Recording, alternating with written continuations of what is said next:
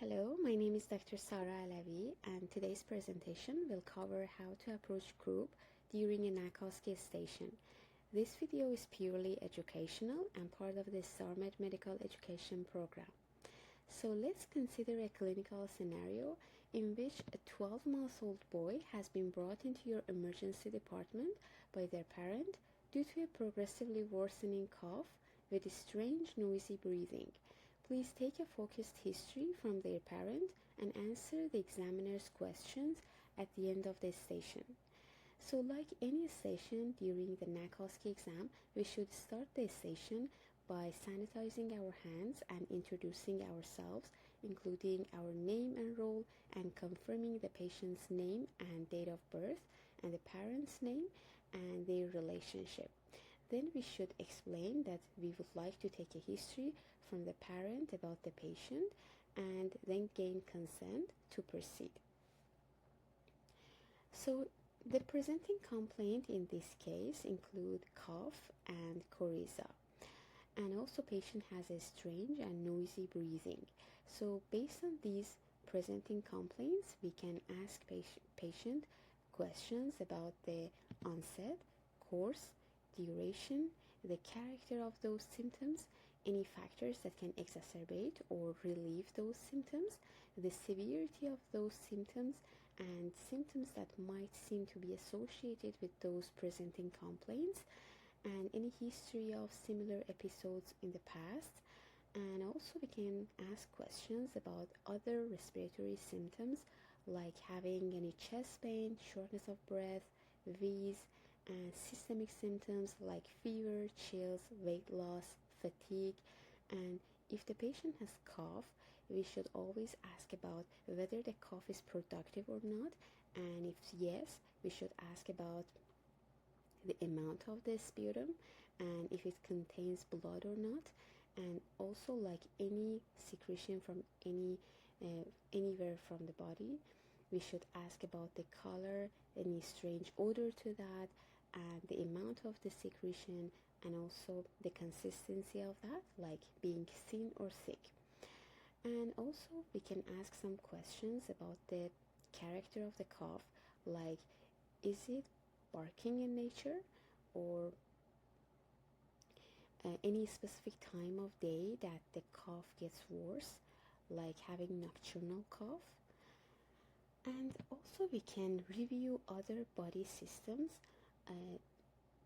to screen for relevant symptoms, like asking questions about patient's weight, any recent change in the weight of your child, any changes in his appetite, and has there been any changes in his bowel habits or in his urinary habits, in the number of the wet diapers, any irritability or loss of consciousness, and does the child look sleepier than usual or appears to be his usual self in terms of his level of activity, social interactions, or mood.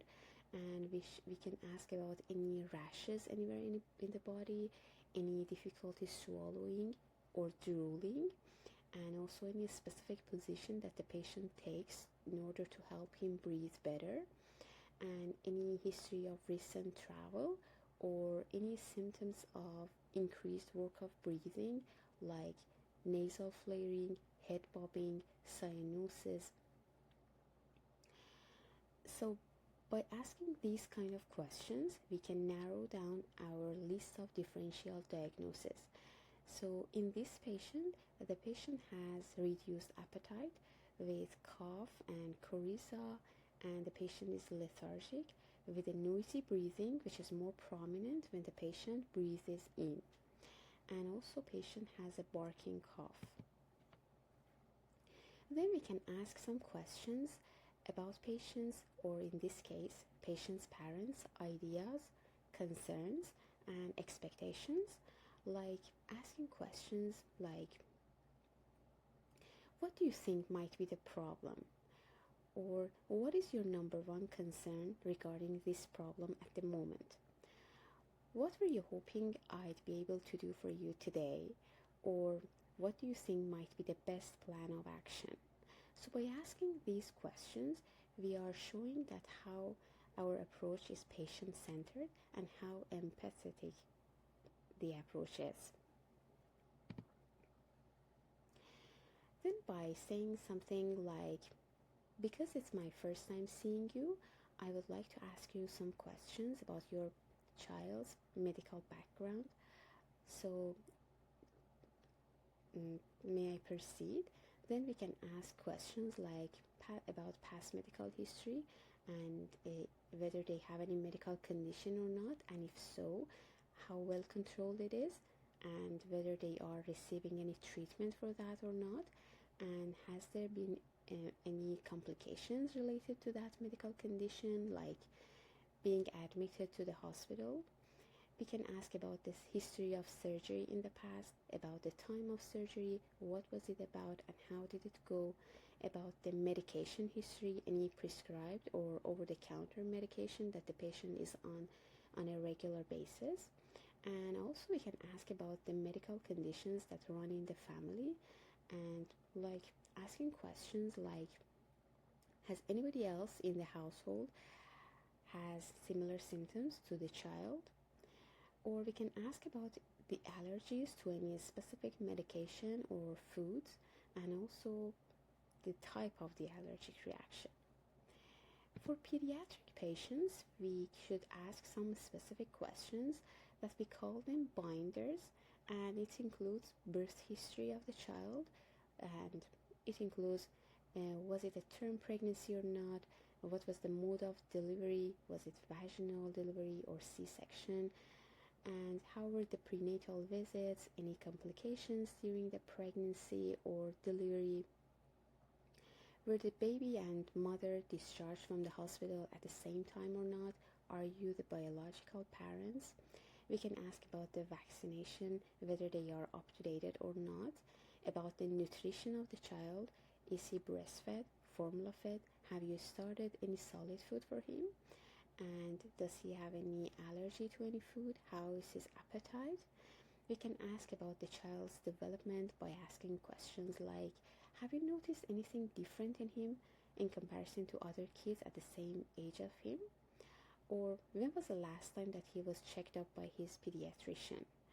We can ask questions about the child's environment, like, where do you live, who is the main caregiver, how much time do you spend with your kid in a day, and who else lives with you, any chance that your child is being mistreated or misbehaved at home, at daycare, by anyone, have you noticed any rash anywhere in his body, and how is his sleep. So based on those presenting complaints, we should have a list of differential diagnoses in our mind, and by asking some specific questions, we can narrow down this list. So based on the patient's symptoms and the information that we gathered, we are considering Croup as our most likely diagnosis in this case, and there are other differential diagnoses like epiglottitis, upper airway abscess, foreign body aspiration, allergic reaction, asthma, or laryngitis. So we can rule them out by asking some questions, like in the case of epiglottitis, patient will be more toxic with a higher grade of fever, with dysphagia, drooling, and in a tripod position, and also patient will have muffled voice, and the barking cough is absent in this case, like in a patient with upper airway abscess, like peritonsillar abscess or retropharyngeal abscesses, in a patient with a history of pharyngitis or poor dental hygiene, that again barking cough will be absent, but patient will have a stiff neck, torticollis, or dysphagia, hot potato voice. And in a case of foreign body aspiration, patient will have a history of choking with sudden onset of respiratory distress and inspiratory stridor. But patient will not usually have any fever. And we can ask about any swelling anywhere in his body, especially asymmetrical swelling for angioedema or allergic reaction that can happen at any age. And also for asthma, we can ask about the symptoms of asthma, like any cough, shortness of breath, any wheeze. So there are some risk factors for croup that include age, that most commonly it happens between the age 6 months to 36 months in a male patient with a positive family history and with the presence of congenital or acquired airway narrowing. And other risk factor is hyperactive airways. So a patient with croup usually presents with upper respiratory tract symptoms like coryzal symptoms like having rhinuria, nasal congestion, fever, barking cough, hoarseness, and inspiratory stridor. So clinical examination will focus on confirming the diagnosis and assessing the severity of the condition. So we should just minimally handle the patient because otherwise the respiratory distress will get worse in this child. So we can perform an ABCDE assessment for the child in order to identify and manage any life-threatening conditions like having impending respiratory failure or respiratory obstruction. And later on, when the patient is more stable and no urgent treatment is required, we can perform further examinations like lung auscultation, ENT examination, cervical lymph node examination, assessments for any rash anywhere in the body. And what we can find in our physical examinations are signs of increased work of breathing, like having intercostal or sternal recessions, or being agitated or lethargic in a case of severe croup. So in terms of severity, croup can be divided to mild cases, like with no stridor at rest, and with a positive barking cough and hoarseness, to moderate croup with moderate stridor at rest and with a little or no agitation and only mild increased work of breathing. And in severe cases with significant stridor and severe respiratory distress, although in a case of severe respiratory obstruction, patient will be more silent. And at the end, patient will present with signs or symptoms of impending respiratory failure, like having reduced level of consciousness, fatigue, listlessness, marked retractions, absent respiratory symptoms and sounds, and appearing as cyanotic or pale and tachycardic. Croup is a clinical diagnosis, but when we want to exclude other differential diagnoses, once the patient is more stable, we can perform some diagnostic workups like taking some X-rays from the neck area in both AP and lateral views. So in an AP view, we can see a steeple sign in a patient with croup, which is indicative of subglottic narrowing. And in lateral view, in a patient with epiglottitis, we can see some print sign, but none of them are essential for diagnosis of the case because both of them are clinical diagnoses. In a case of foreign body aspiration, the chest X-ray can be normal, and a normal X-ray cannot rule it out. So if the clinical suspicion is high, we should still perform bronchoscopy.